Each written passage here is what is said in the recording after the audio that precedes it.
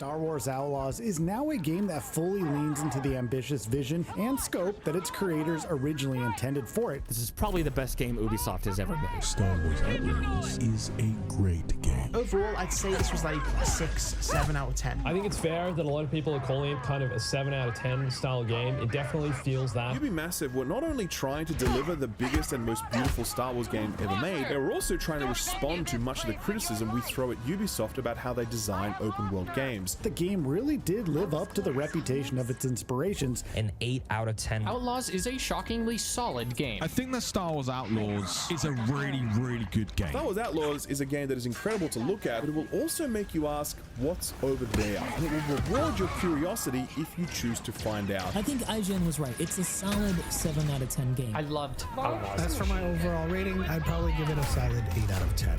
This is a game for me for sure. I'm going to give Star Wars Outlaws an 8.5 out of 10. Excellent game that is easy to recommend in 2025. Star Wars Outlaws is f***ing awesome. Star Wars Outlaws.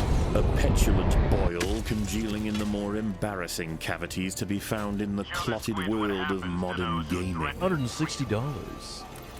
Early gameplay. Nice. Great. Yeah, that's okay. Oh no, more spawn! Sending down support weapon. You guys okay? You guys doing alright? Oh God. Jesus Christ. You heard her. What? Keep moving. Okay.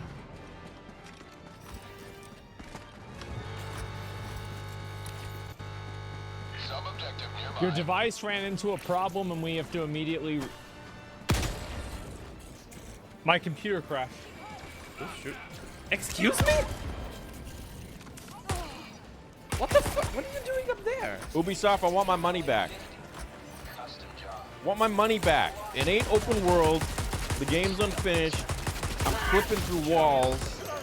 Okay, my speeder won't go faster than freaking the Vespa in Boba Fett went faster than this shit. Oh no, she punched that guy and she got all of her health back. How is this possible? There's a random Stormtrooper scout trooper here? What the fuck? What are you doing here?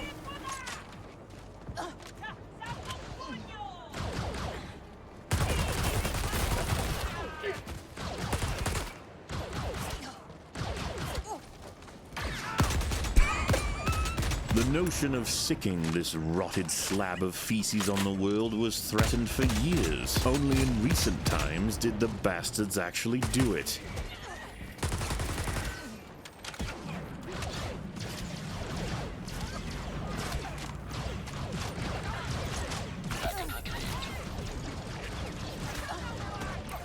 This game is, however, representative of an abhorrent, cancerous tumor pulsating across the entertainment industry as a whole, the culture surrounding it, and the individual devices unfortunate enough to have downloaded this malignant malware. They're not even reacting.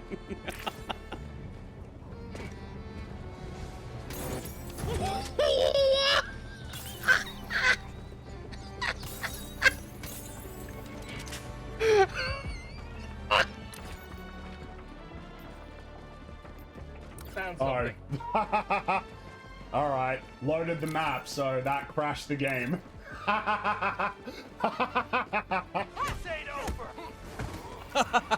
Oh my god!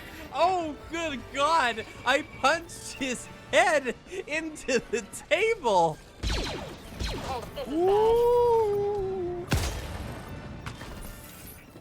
Gollum was better than this. It's completely locked. It's completely soft locked. I can't do shit. It's broken. A very particular brand of cretinous slime, replete with almost every aspect of video game pus you could possibly imagine, while threatening a dark forecast in which we see the ultimate artistic mortification and cynical self-destructive regurgitation for the medium. In other words, I didn't like this game, and so why not delve into the how, the why, and the please never again.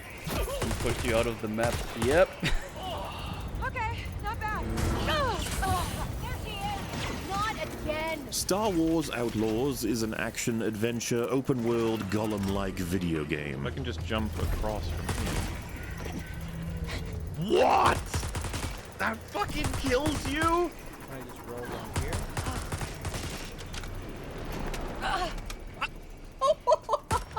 Are you kidding me?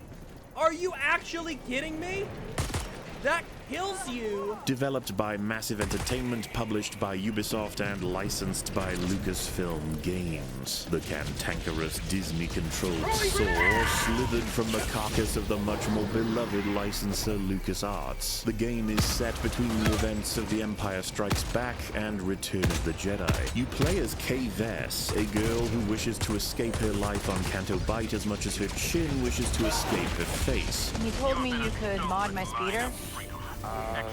Yeah. You see, she wishes to be free, like a bird from a cage. You spend the majority of the game assembling a crew to perform a heist that will provide said freedom to those involved, with some twists and turns on top. The game plays from a third-person perspective, with vehicle and ship traversal along with several systems to facilitate the nature of navigating an underground network of criminality as an outlaw. As many as 600 people worked on this explosive bowel movement, possibly more, from each of the previously mentioned studios, with Julian Garrity acting as creative director, known for projects such as The Division and its sequel. The base game costs £60 with an extra $35 for the season pass and another $20 on top to get yourself the Ultimate Edition, providing you access to the art book and the Rogue, Infiltrator, and Sabak Shark bundles, both providing just wonderful cosmetics. A hefty sum expected for one of those triple, if not quadruple A video gaming experiences. And what, dare I ask, does that mean for the purchase value of this digital compost? Well, before we get started, I want to make clear that the vast majority of references and footage come after many title updates and hotfixes. There's plenty more fixes to come, and it's safe to say this game was not in any way ready for release.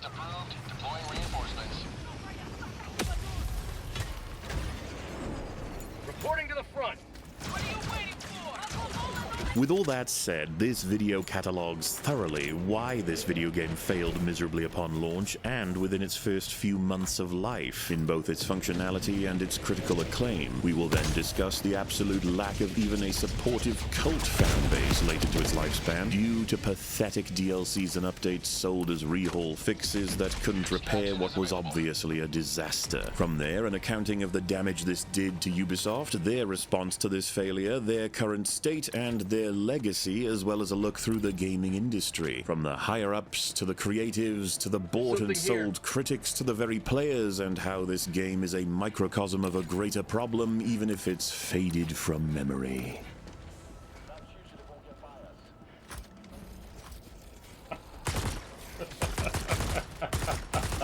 In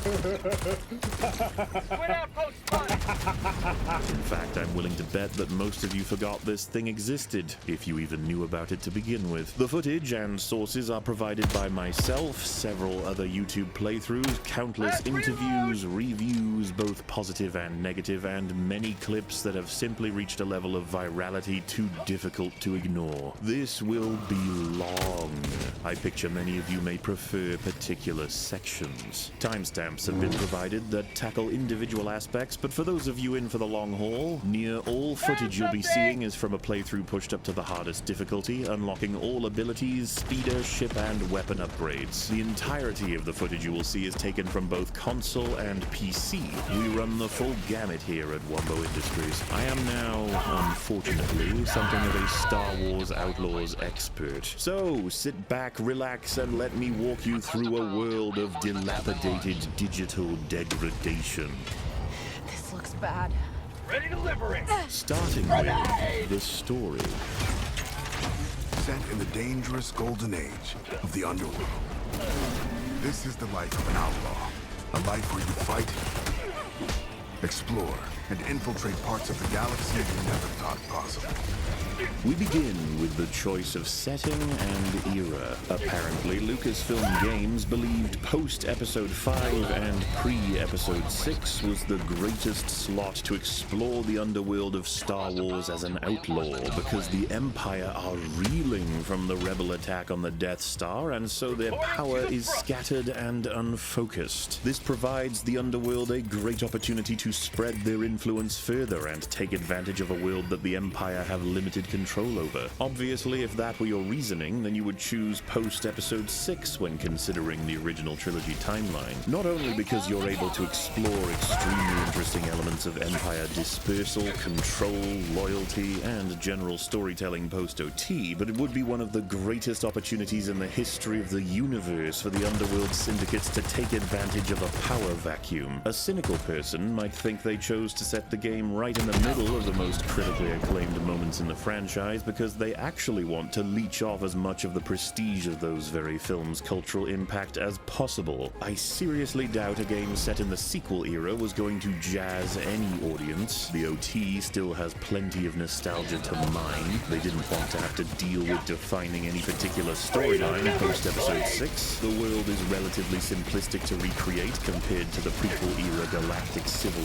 war, and setting it during the prequels doesn't allow for spamming the stormtroopers left, right, and center for bantha fodder, now does it? Oh, we can shoot this guy.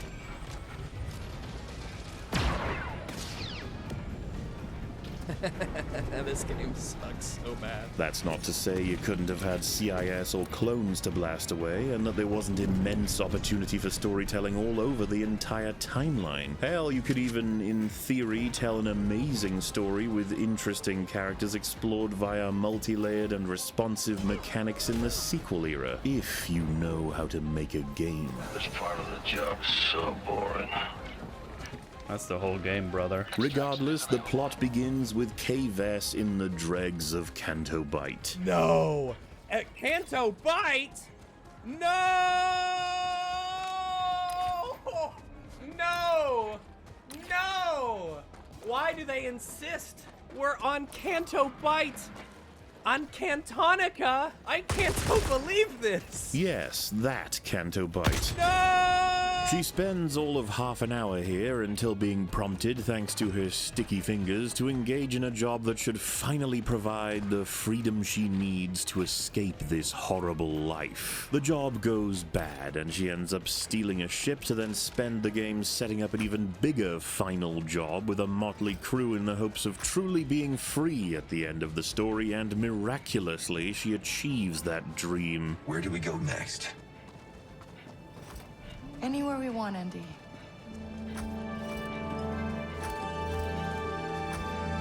You visit 4 major planets for exploration, and you meet plenty of characters during all kinds of wacky missions. This means the lads who created all of this had about 1 million opportunities to show just how good their writing skills are. And we're gonna have a look-see. Kay starts the game doing some standard thieving in order to make enough money to survive. The first significant move being an attempt at stealing the most valuable identicards, or scan docs, Star Wars things in Canto, from the Sixth Kin, a local crime syndicate, the security for which is easily dispatched and controlled, leading to a simple escape, which was hilarious, but we can get to that later. Okay, alright, I'm in combat.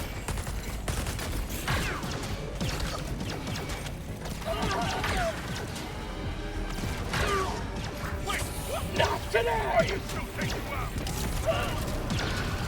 They couldn't win.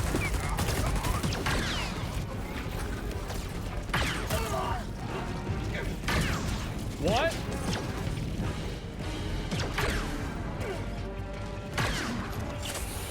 Nice. Now, Kay lives with a fella called Brahm. He owns a cantina and employs several people. The Sixth Kin show up to get Kay and manage to search the main area and possibly the kitchen. They don't even briefly check the only remaining rooms, being Kay's bedroom. A place they were fully aware exists beforehand, by the way. I mean, I heard he has that place above the cantina. Someone says they found something outside, and then they go outside and they find nothing. If they literally just went upstairs, it would be game over. Though not really, because Kay has a higher kill count than Darth fucking Vader in this game.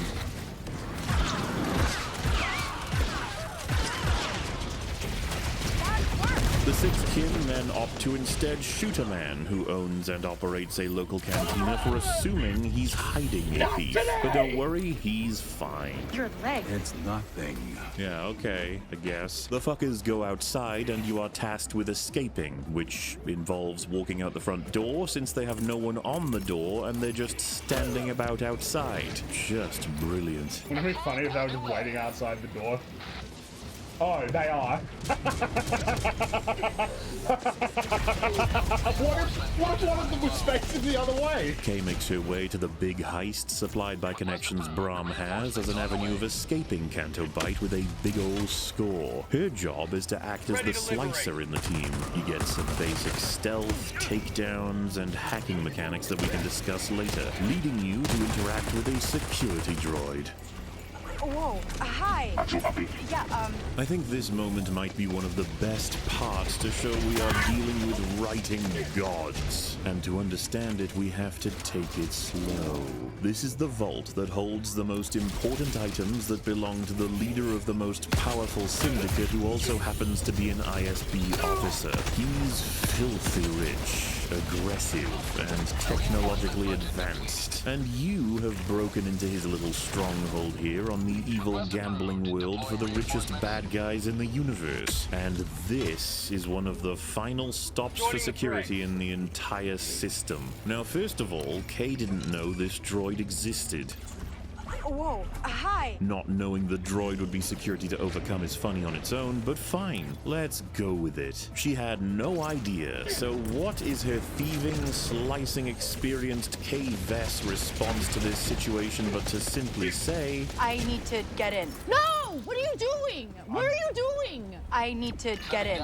What are you doing? I need to get in. Not only does this mean Kay had no idea what she was supposed to be doing here, meaning the entire mission is just over now if the droid doesn't pop out, she asks the security droid to let her in, like some fucking mushroom person. What are you doing, Kay? This is a droid you need to subvert, not ask for help to steal from. Now, if this were written by people who know what the word security means, the droid would have alerted the entire building that an unauthorized person is attempting to access the vault. Instead, it just fucks off.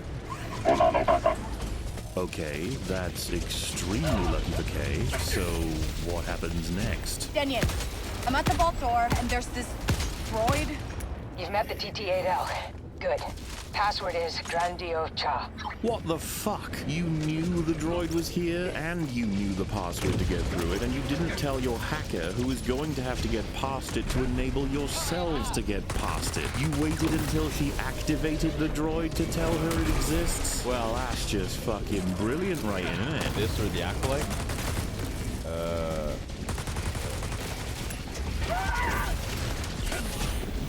So Kay demands the droid return and provides the code and then gets through the vault.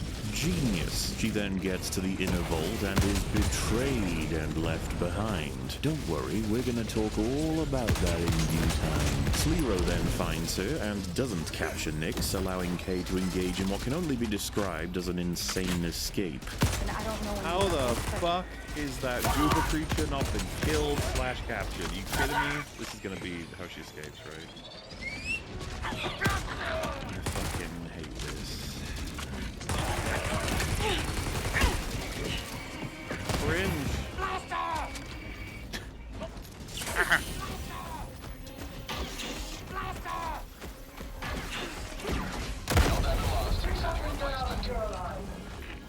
I like how as well she clearly was gonna ditch a Gooba creature. She's just like, oh well, fuck you, bye. if you get out of this, that'll be great. Eventually, Kay manages to get through Sliro's entire defense in Canto Bight and steal his ship. It's actually impossible and incredible, but fuck it. We got story to start telling, right? Kay's ship achieves hyperdrive, but is damaged such that she crashes on one of Toshara's moons. Crashes right on top of a fella who immediately offers to become her mechanic and advises her a minute after meeting her to leave him alone with her ship. This is insane enough on its own, but it also happens to take place right after he tries to kill her.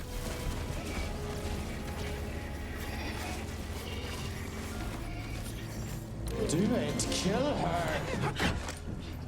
Makes sense to me. So off Kay goes into the wild world of Toshara, barging her way into a syndicate meeting, stealing the leader of the Pike's Ring without him noticing a fucking thing, and bumping into Dunka, a lady who feels the need to explain how the entire world works for no fucking reason at all. You want to survive?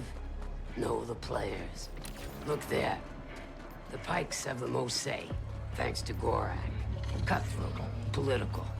They pay up to play favorites with the Empire. Then, Crimson Dawn. Hungry for Gorak's kingdom. Crafty, sneaky. Unlike the Hutts. With them, what you see is what you get. She ends up being your quest giver for some time, providing an avenue for initial upgrades for the pistol and the speeder, the latter of which requires you shut down an entire Empire facility with no guards or technological security to stop you other than a fucking Tomb Raider sequence for some reason. What? Sorry, where were we? Shutting this place down ruins the Empire's ability to capitalize on the natural winds of this move, significantly changing the power dynamic of the people versus the Empire, something you never see repercussions for. One life for Super Earth!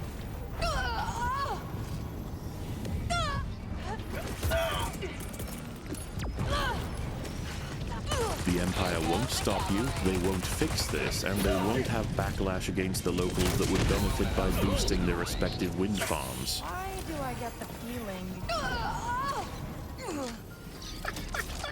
The people also don't see Kay as a hero for having done this.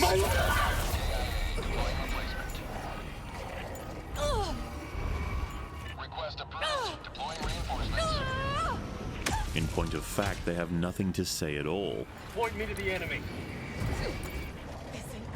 It's almost as though the world isn't even alive. Regardless, Kay ends up doing a job for the Crimson Dawn that requires the deletion of particular data in an Empire space station to frame a competing syndicate. The problem being, there is a caretaker of this kind of data manipulation that catches you in the facility, one that just so happens to be interested in Kay breaking him out. So instead of every alarm sounding and Kay being captured or killed while failing her mission, she has her mission facilitated by meeting who is very likely the one data guard in the entirety of the fucking Empire that could have provided the perfect outcome. Hey, ND5, could you make any sense of that? The most direct translation would be shoot me.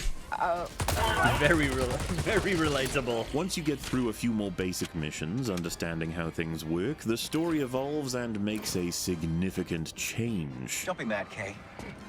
I mean, I knew what she needed. I know what she's been through. I'm the one who fixed her. Waka, your friendly mechanic who tried to murder Kay, directs her to a death-trapped derelict spaceship, and during the adventure within, makes it clear that he has betrayed her and wants to murder her. Again, crazy stuff. If only I had a choice as to whether I trusted him. He says he wants to do it to take the ship, and doesn't want Kay to be with him since she's got a death mark and all that. Which, like, bro, there are better ways to do this, you fucking lemon, like hitting her with a stun shot while she's sleeping and tossing her into space, or literally just abandoning her whenever you want. Why the fuck would you go to the trouble of wannabe Indiana Jonesing your way through this insane death trap just to kill her when she might even kill herself in here? Zarek Besh wanted you alive, but I can't afford any loose ends. Found something!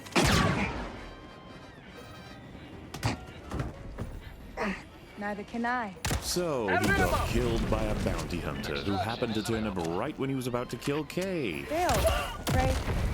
If this is about Lero's ship or the rebels, it's just a big misunderstanding. I don't care. Slero hired this bounty hunter, and she wants to get you because he put a death mark on you, which means capture, not kill. Regardless, that's because you stole his ship and locked him in a vault and all that. So, Kay presses some random buttons and escapes. No, I'm not kidding. Play the clip. Please, hear me out. Let's reload! This, run!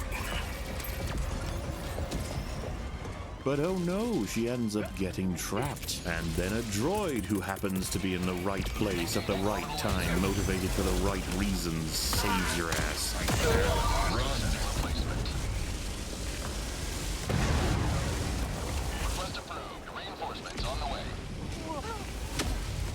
Well, if you survive the fall. Ready to liberate. This insane series of events leads to two new characters telling you they are hiring you for a big new job that will truly set you free, and you have no choice but to accept. First and foremost, however, we must collect a crew, and so it's off to Tatooine. Yes, it seems there's still more blood to be drawn from that decrepit stone. Oh my God.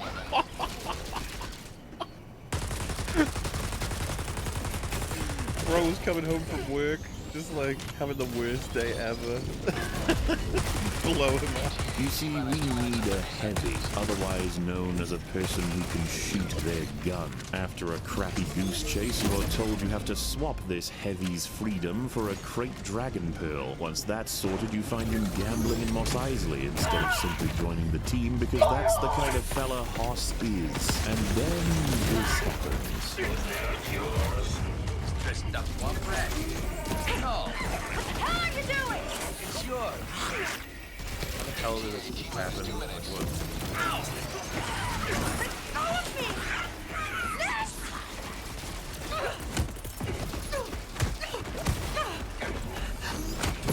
Whoa, that's crazy. You have Hoss losing a game and being unable to pay immediately after just being released, despite a job that pays extremely well waiting for him. You then have Nyx being grabbed successfully for the first time in the history and future of this game and being tossed to some other guy. Just super unlucky. The fella who wanted the debt paid seems to not only accept, but takes Nyx to Jabba immediately, while Kay is knocked out and wakes up to see Hoss is still here and has no idea why Kay would be mad. The entire thing makes no fucking sense at all, but hey, it facilitates the Jabba section since Nyx is captured in the bowels of his palace. Or is he?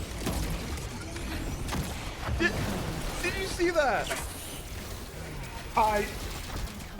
Did you see that? Nyx spawned.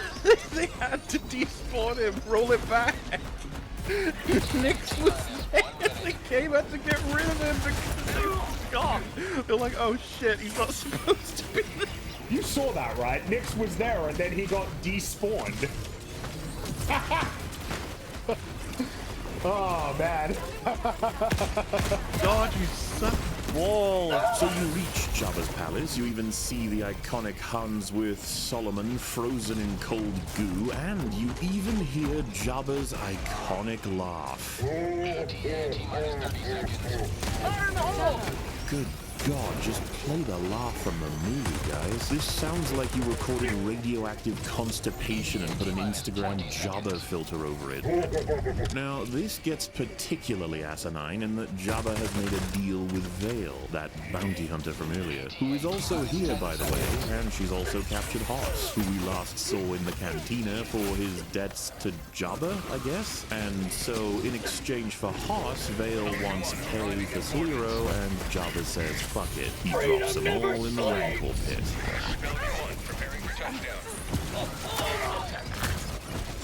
Obviously, this all makes complete sense, and I follow it with as much ease as you guys do. Anyway, in the pit, Kay and Vale casually let Hoss get eaten by some space dogs. We can definitely talk more about that later. Right now, I just want to be clear that these idiots were not only lucky enough to be dropped in the pit with all their gear, they also didn't have Jabba release the Rancor on them. In the Rancor pit. That's fucking lucky, I guess. Vale then shows she has an understanding of Jabba's palace that doesn't make much sense since she's never been here, but luckily, the writing accounts for it. How do you know your way around this place? Syndicates all think the same.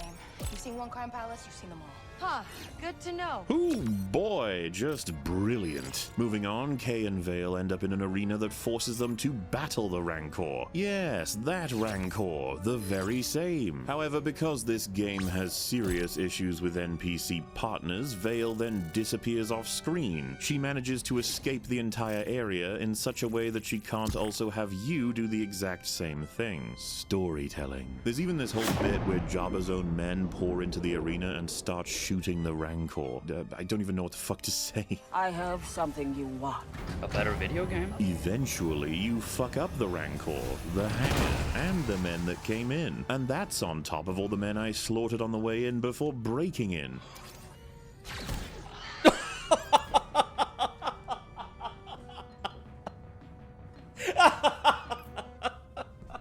Oh, and stealing from Jabba.